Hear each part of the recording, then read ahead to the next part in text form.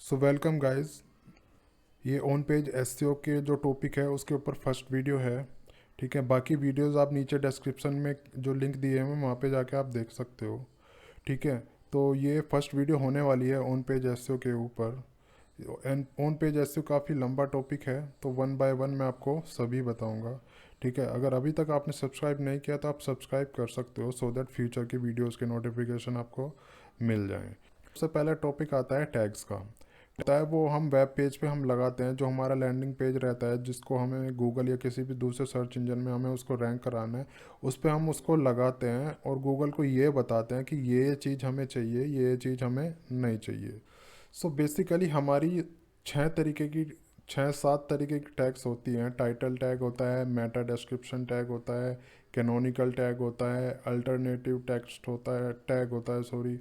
ठीक है, वो इमेज में यूज़ किया जाता है। रोबोट मेटा टैग्स होते हैं, सोशल मीडिया टैग्स होते हैं, रिस्पॉन्सिव डिज़ाइन टैग होते हैं। ठीक है, तो इस टाइप के ये हमारे टैग्स होते हैं, जो वन बाय वन मैं आपको बता रहा हूँ कैसे कैसे इनको यूज़ करना है, कैसे कैसे इनको यूज़ नहीं करना है। ठीक है, सबसे पहले जो आता है हमारा टाइटल टैग आता है। टाइटल टैग क्या रहता है? टाइटल जो आप गूगल में सर्च करते हो तो वो ऊपर जो उसका टाइटल आता है वो हमारा टाइटल टैग होता है। ठीक है, और उसकी जो लिमिट रहती है वो 50 टू 60 कैरेक्टर उसका लिमिट रहता है। 50 से 60 कैरेक्टर लिमिट रहता है। बट ऐसा नहीं है कि आप 100 डालोगे वो 100 उसमें दिख जाएगा। उसमें से गूगल को जो सुटेबल लगेगा 50-60 वर्ड के आसपास, गूगल उसमें से जो एक प्रॉपर सेंटेंस बनता है यूज़र की क्वेरी के अकॉर्डिंग, गूगल उसको वहाँ पे वो दिखा देता है। आपने देखा होगा गूगल में जब आप सर्च करते हो तो किसी का टाइटल बड़ा आ जाता है, कुछ किसी का छोटा आता है। तो गूगल क्या करता है, जो यूज़र की जो सर्च क्वेरी रहती है उसके अकॉर्डिंग जो उसको सुटेबल लगता है वो उसके अकॉर्डिंग उसको वहाँ पे दिखा देता है। तो मेरा सजेशन यही रहेगा, आप 50-60 वर्ड में उसको जो आपका प्राइमरी कीवर्ड है आप वो वहाँ पे रखो, और एक पूरा एक उन 50-60 जो कैरेक्टर रहते हैं उनको आप पूरा यूज़ करो। ठीक है गाइस, तो ये हमारा टाइटल टैग हुआ। उसके बाद आ जाता है हमारा डिस्क्रिप्शन टैग। डिस्क्रिप्शन टैग क्या रहता है? डिस्क्रिप्शन जो आपने टाइटल टैग के नीचे आपने देखा होगा वो लिखा रहता है, उसकी जो लिमिट रहती है 150 से 165 कैरेक्टर के आसपास उसका लिमिट रहता है।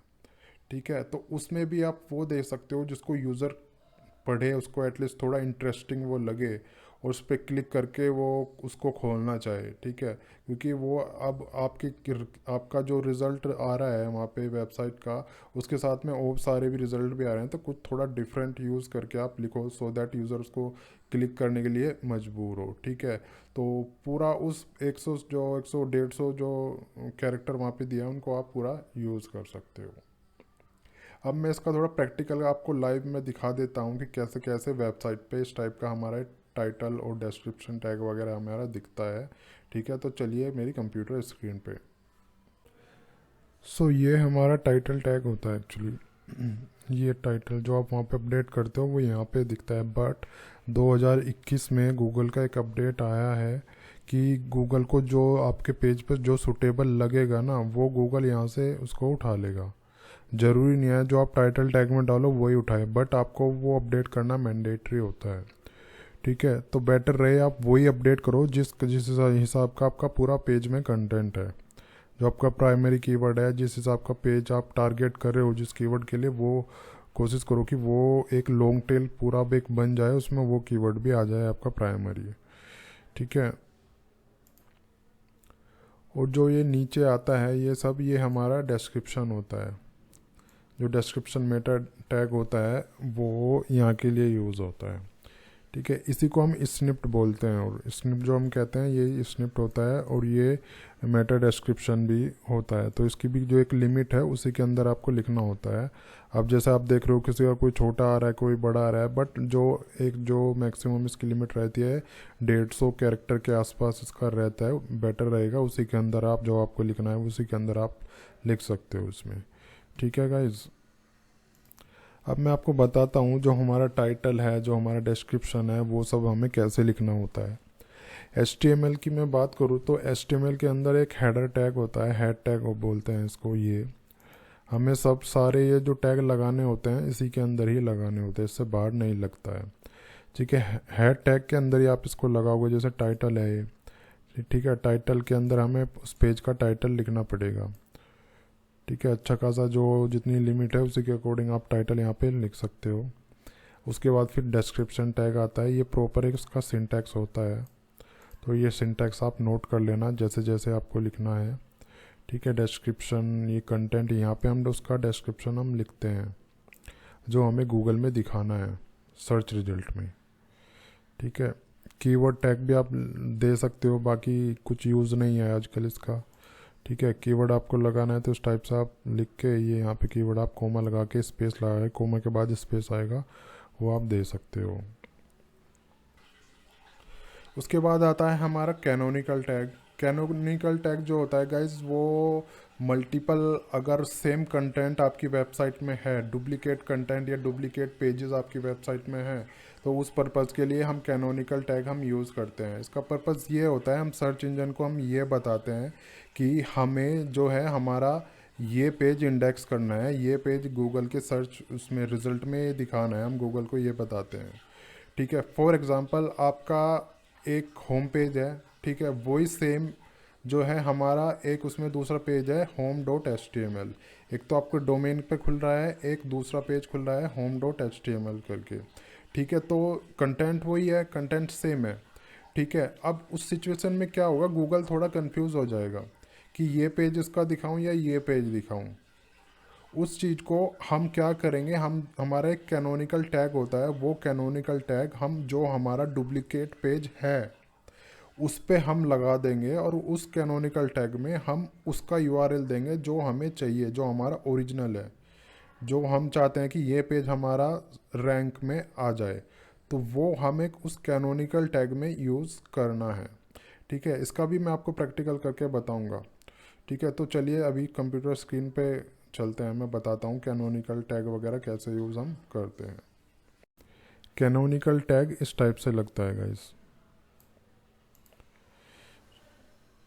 ठीक है, कैनोनिकल टैग में क्या करते हैं, रेल में कैनोनिकल लिख के ये यहाँ पे हमें उस पेज का यूआरएल देना होता है प्रॉपर, जो हमारा मेन पेज है, जो हम चाहते हैं गूगल में रैंक हो जाए, उसके अलावा दूसरा रैंक ना हो, जो हमारा डुप्लीकेट पेज है उस पे ये टैग लिखना होता है, जो हमारा एक्चुअल में डुप्लीकेट पेज है, जो हम चाहते हैं कि जो हमारा मेन पेज है उसका यहाँ पे लिंक हमें देना होता है। ठीक है, तो इस टाइप से हम इसको कर सकते हैं, ये हमारा कैनोनिकल टैग है। उसके बाद आता है अल्टरनेटिव टेक्स्ट। अल्टरनेटिव टेक्स्ट क्या होता है, जैसे आप कोई इमेज आप यूज़ कर रहे हो आपके वेब पेज में, तो उसका एक एट्रीब्यूट होता है इमेज टैग का, ALT होता है। उस ALT टैग में हम टेक्स्ट लिख देते हैं, सो दैट अगर बाय चांस इमेज लोड ना हो तो जो हमारा विजिटर है, जो हमारा वेब पेज है, वहाँ पे उसको कुछ लिखा दिया दिखे, और वो उसको समझ सके कि ये यहाँ पे इमेज लोड नहीं हो रही, तो इस इमेज का पर्पज़ क्या है, किस चीज़ की इमेज हो सकती है। अब इसमें हमें एक अपॉर्चुनिटी भी मिलती है, हमें कीवर्ड रखने की वहाँ पे अपॉर्चुनिटी मिलती है, बट वो थोड़ा रिलीवेंट होना चाहिए, ऐसा नहीं है कि बस आप कीवर्ड ही उसमें ठूस रहे हो। ठीक है, तो थोड़ा रिलीवेंट कीवर्ड, एक लॉन्ग टेल कीवर्ड आप उसमें यूज़ कर सकते हो। ये गाइस बॉडी में लगता है, एक्चुअली बॉडी में एक इमेज टैग होती है, जैसे आपको कुछ इमेज डिस्प्ले करना है वेबसाइट के पेज पे, तो उस हिसाब से ये लगता है, इमेज टैग होता है, उसके अंदर ये ALT एक एट्रीब्यूट होता है, यहाँ पे हमें टैक्स देना होता है। अगर इमेज लोड नहीं होता है तो ये टैक्स डिस्प्ले होगा यहाँ पे। ठीक है, और यहाँ पे आप कोई कीवर्ड भी आप टारगेट कर सकते हो, बाकी ऐसा कोई कंपलसरी नहीं है। अगर कीवर्ड डालने की कोई अपॉर्चुनिटी नहीं मिल रही है आपको, मतलब कोई सेंस नहीं बनता है कीवर्ड डालने का, तो मत डालो। इमेज का जो जिस लिए वो इमेज लगाई है, जिस तरीके की वो इमेज है, क्या आप उसका पर्पज़ है, वो आप यहाँ पे आप लिख सकते हो। ठीक है गाइज, उसके बाद आते हैं रोबोट मेटा टैग्स होते हैं। ठीक है, ये अराउंड 10, 11, 12 के आसपास रोबोट मेटा टैग्स होते हैं। ठीक है, ये रोबोट क्या होता है, हम गूगल को ये बताते हैं कि हमारा पेज इंडेक्स करना है नहीं करना है, गूगल में जो रिज़ल्ट सर्च करके जो रिज़ल्ट आते हैं वहाँ पे क्या क्या उसको दिखाना चाहिए।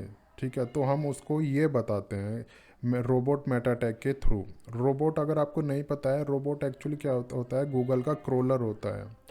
ठीक है, जो क्रोलर होता है वो आपकी वेबसाइट को क्रोल करता है और उसके अकॉर्डिंगली वो उसको इन्फॉर्मेशन दिखाता है। सो रोबोट टैग्स में सबसे पहले एट्रीब्यूट आता है इसका नो इंडेक्स। नो इंडेक्स क्या रहता है, हम गूगल को ये बताते हैं कि हमारा जो ये है पेज उसको इंडेक्स ना करे। इंडेक्स का मतलब ये होता है जब आप सर्च करते हो तो गूगल में जो रिज़ल्ट आते हैं वो इंडेक्स किए हुए ही आते हैं। तो ये अगर अगर आप अपने वेब पेज पे लगा देते हो तो वो वहाँ पे आपका दिखाई नहीं देगा वेबसाइट। ठीक है, उसके बाद आता है इंडेक्स। इंडेक्स यही होता है, बाय डिफ़ॉल्ट आपका इंडेक्स हो जाएगा। ठीक है, बाकी अगर आप चाहते हो टैग्स लगाना है तो इंडेक्स भी आप लिख सकते हो। ठीक है, तो ये उसको बता देगा कि हाँ इंडेक्स करना है, हमारे जो मेटा डिटेल वगैरह जो पेज की डिटेल है वो इंडेक्स कर दे। फॉलो होता है एक। फॉलो में क्या रहता है, फॉलो जैसे नो फॉलो डू फॉलो आपने सुना होगा, लिंक लिंक की जो वैल्यू मिलती है, ऐसे ही उस पेज पे जितने भी सारे लिंक रहेंगे और वो जो अदर जो वेबसाइट है उस पर लिंकिंग अगर हो रहा है तो वो उसको नो फॉलो कर देगा। ठीक है, सॉरी नो फॉलो ना करके फॉलो कर देगा, मतलब जो वहाँ पे लिंक दिए हुए हैं उनको फॉलो करना है। ठीक है, उसके बाद आता है नो फॉलो। नो फॉलो बता रहा है कि इस पेज पे जितने लिंक बने हुए हैं उनको सबको नो फॉलो ट्रीट करना है। ठीक है गाइस, तो ये नो फॉलो होता है। उसके बाद आता है no image index. No image index का मीनिंग ये होता है आपके जो वेब पेज है अगर उस पर कोई इमेजेस वगैरह है उसको सर्च रिजल्ट में ना दिखाए। ठीक है, अदरवाइज़ वो उसको इंडेक्स करता है। आपने देखा होगा कि कुछ सर्च करके नीचे रिजल्ट के बराबर में कोई इमेजेस भी आती हैं, वीडियोस भी आते हैं। तो ये सब उस चीज़ को गूगल को बताना होता है कि हाँ ये चीज़ हमें चाहिए, ये चीज़ नहीं चाहिए, ये इमेज दिखानी है कि नहीं दिखाना है। नोन होता है, उसके बाद नोन आता है। नोन क्या रहता है, नोन के थ्रू हम बताते हैं कि हमें नो इंडेक्स भी नहीं करना है और फॉलो भी नहीं करना है। ये इक्वल होगा नो इंडेक्स के नो फॉलो के। ठीक है, दोनों आप ये नोन लगा दोगे तो दोनों वाले दोनों काम आपके हो जाएंगे। उसके बाद आता है नो अर्चिव, नो अर्काइव। ठीक है, ये क्या करता है, ये गूगल को ये बताता है कि हमारा जो पहले कैच किया हुआ उसने कैच सेव करके जो कैच करके पेजेस रखे हैं डेटा हमारा, वो सर्च रिजल्ट में ना दिखाए, फ्रेश दिखाए जो हमने फ्रेश बनाया है। ठीक है, तो ये सब होता है। उसके बाद आता है नो कैच। नो कैच भी सेम उसी तरीके से होता है, बट ये जो काम करता है इंटरनेट एक्सप्लोरर और फायरफॉक्स पे ही काम करेगा। ठीक है गाइस, उसके बाद आता है नो स्निप्ट। नो स्निप्ट क्या रहता है, जो आप गूगल में सर्च करते हो आपको ऊपर टाइटल दिखता है, नीचे डिस्क्रिप्शन दिखता है, उसके नीचे और भी कुछ दिखता है। अगर आपको वो सब नहीं दिखाना है, डिस्क्रिप्शन आपको नहीं दिखाना है, टाइटल तो वो दिखाएगा, डिस्क्रिप्शन के बाद की जो चीज़ें होती हैं अगर वो आपको नहीं दिखाना है तो आप नो स्निप्ट आप यूज़ कर सकते हो। ठीक है गाइस, उसके बाद आता है नो ट्रांसलेट। नो ट्रांसलेट का मीनिंग ये होता है, आपने जब जैसे सर्च करते हो जैसे हिंदी में आपने सर्च किया तो वो नीचे कुछ रिजल्ट इंग्लिश में भी दिखा देगा और उनके ऊपर एक बटन दिखा देगा ट्रांसलेट करने का। तो इस टाइप की चीज़ें अगर आपको अवॉइड करानी है गूगल से तो आप ये एट्रीब्यूट आप यूज़ कर सकते हो।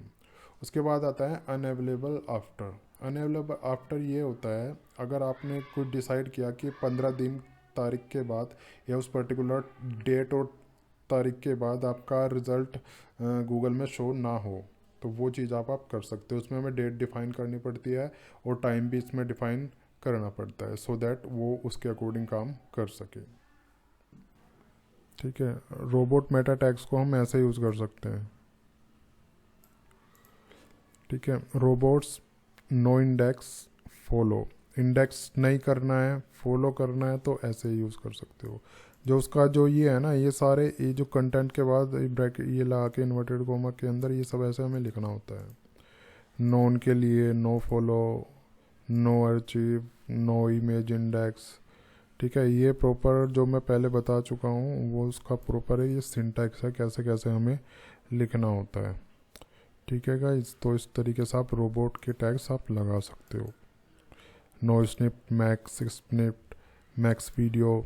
ये नो स्निप्ट, स्निप्ट आपको नहीं दिखेगा, डिस्क्रिप्शन नहीं दिखेगा।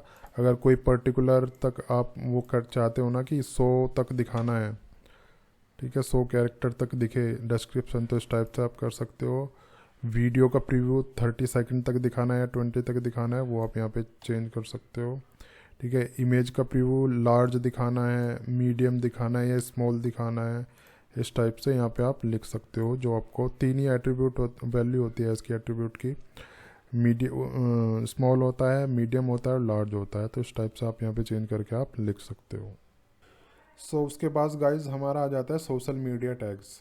सोशल मीडिया टैग ये होता है, जैसे आपने देखा होगा कि जब आप अपनी वेबसाइट आप सोशल मीडिया पे शेयर करते हो तो उसका जो पोस्ट में दिखाता है एक इमेज दिखाता है, वहाँ पे टाइटल दिखाता है, वहाँ पे डिस्क्रिप्शन दिखाता है, नीचे लिंक भी दिखाता है। तो वो चीज़ हमें इस टैग में सेट करना होता है कि हमारा अगर हम सोशल मीडिया में शेयर कर रहे हैं वेबसाइट, हमारा वहाँ पे कौन सा इमेज दिखाई दे, कौन सा टाइटल दिखाई दे। अदरवाइज़ वहाँ पे कुछ भी वो अपनी मर्ज़ी से उठा लेता है। ठीक है, तो ये चीज़ हम सोशल मीडिया टैग्स पे हम सेट करते हैं उस पर्टिकुलर पेज के लिए, एक वेबसाइट के लिए, जिस भी पेज को आप प्रमोट करना चाह रहे हो। तो सोशल मीडिया टैग जो होती है गाइस, इस टाइप से हम लिखते हैं। ठीक है, और जो वो लिखा जाता है वो उस पर्पज़ के लिए लिखा जाता है जो हमें सोशल मीडिया में शेयर करना है। कि हमारा जैसा कोई वेबसाइट का लिंक है, उस लिंक अगर हम फेसबुक पे शेयर करें तो क्या हमारा इमेज आना चाहिए, क्या हमारा टाइटल आना चाहिए, क्या डिस्क्रिप्शन आना चाहिए। जैसे फॉर एग्ज़ाम्पल ये मैंने लिंक शेयर किया। ठीक है, कि इस लिंक को शेयर करके क्या इमेज आना चाहिए हमारा, क्या यहाँ पे टाइटल आना चाहिए, क्या नीचे डिस्क्रिप्शन आना चाहिए।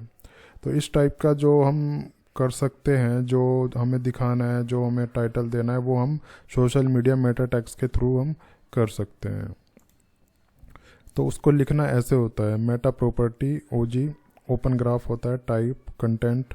यहाँ पे हम लिख देंगे किस टाइप का हमारा कंटेंट है, क्या हमारा टाइटल रहेगा, क्या हमें डिस्क्रिप्शन देना है। ठीक है, और लिंक की इमेज क्या रहेगी, जो इमेज वहाँ पे दिख रही है वो उसका लिंक आप यहाँ पे दे दोगे। कंटेंट पैरा लिंक होता ही है, साइट का नेम क्या है, इस टाइप से ये सारा डिटेल आप यहाँ पे दे दोगे उस पर्टिकुलर पेज पे जो आपको वहाँ पे, जिसकी डिटेल वहाँ पे आपको डिस्प्ले करना है।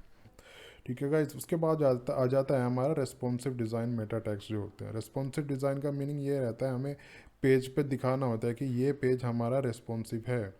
ठीक है, मोबाइल के अकॉर्डिंग, डेस्कटॉप के अकॉर्डिंग एक टैग होता है, वो हमें वहाँ पे व्यू पॉइंट टैग बोलते हैं उसको, वो हमें वहाँ पे लगाना होता है और सर्च इंजन को बताना होता है कि हमारा पेज वाकई में रेस्पॉन्सिव है और ये हर डिवाइस को सपोर्ट करता है।